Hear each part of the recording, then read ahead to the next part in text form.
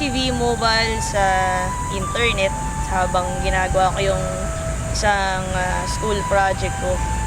Naghanap din ako ng extra income nun that time. So, hindi ko na pinalagpas yung ads na yun sa internet. Pinuntahan ko siya sa Ortigas, nag-attend ako ng BOM, nagustuhan ko talaga yung business. Pero, unang problema ko talaga nun, dahil estudyante pa ako nun that time, is pera. Wala akong pang-join. Talagang, gustong-gusto ko talagang sumali, pero di ko alam saan ako kukuha ng pang-invest. Pero ginawan ko talaga siya ng paraan kasi gusto ko talagang gawin to, gusto ko din talagang umasenso.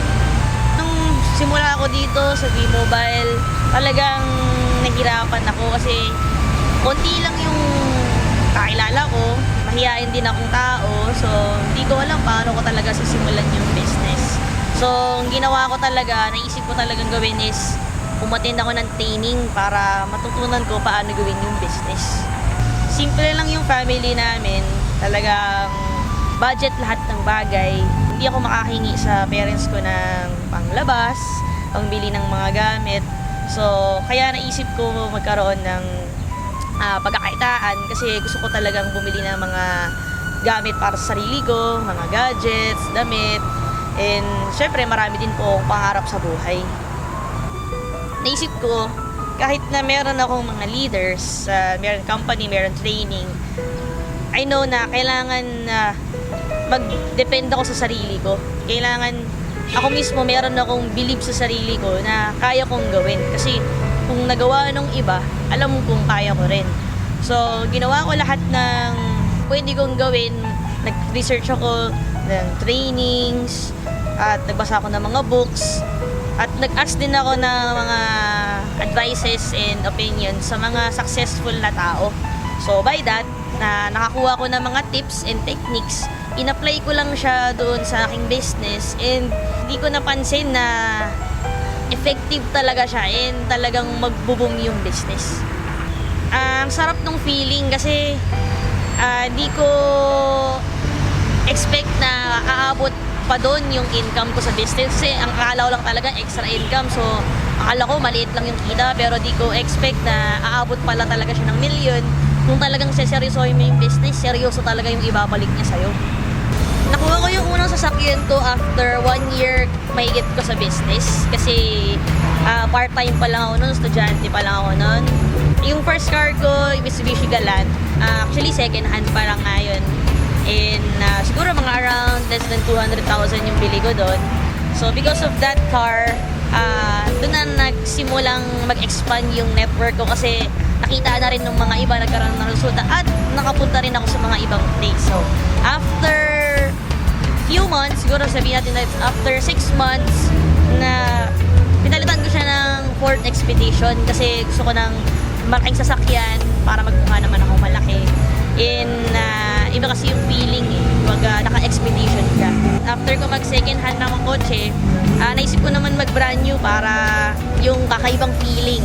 So next car ko naman, third car ko is yung Hyundai Sonata. Ang saya kasi para siyang pang bridal car eh. And then after nung Sonata, after 3 months, bumili naman ako ng Chevrolet Suburban. Pinalitan ko naman yung old ko na Ford Expedition para mas bago na rin yung family car namin. Then, sabi ko na lang, before ko makuha yung Camaro, pinagdasal ko muna siya kay God. Kasi sabi ko, Lord, gusto ko ng isa pang car. Pero, kung hindi mo siya ibibigay pa sa akin ngayon, okay lang. Pero, hindi ko in-expect na talagang darating siya. So, ito naman ngayon yung latest car ko, yung Camaro. Talagang, ang sarap ng feeling kasi dati hindi naman ako nakakasakay ng sasakyan. Wala akong sasakyan. Hindi ko alam kung makakabili ba ako ng sasakyan.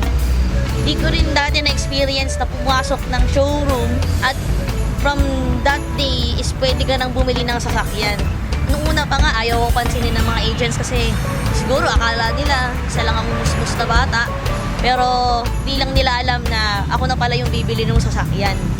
So, iba talaga yung feeling kasi parang iba yung achievement na mararamdaman mo eh. So talagang sobrang thankful talaga ako sa business, sa V-Mobile, kay God, tsaka syempre yung determination ko na gawin yung business.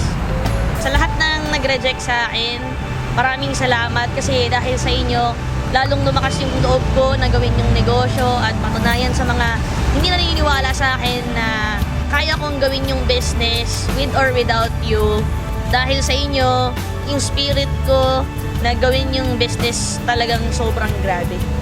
Advice ko sa mga new members, number 1, maniwala muna kayo sa Diyos. Kasi siya yung nagbigay sa inyo, nagturo sa inyo ng opportunity na ito. Magtiwala din kayo sa company kasi yan yung magbibigay sa inyo ng mga commissions ninyo. And lastly, magtiwala kayo sa sarili ninyo kasi wala namang imposible kung marunong kang maniwala.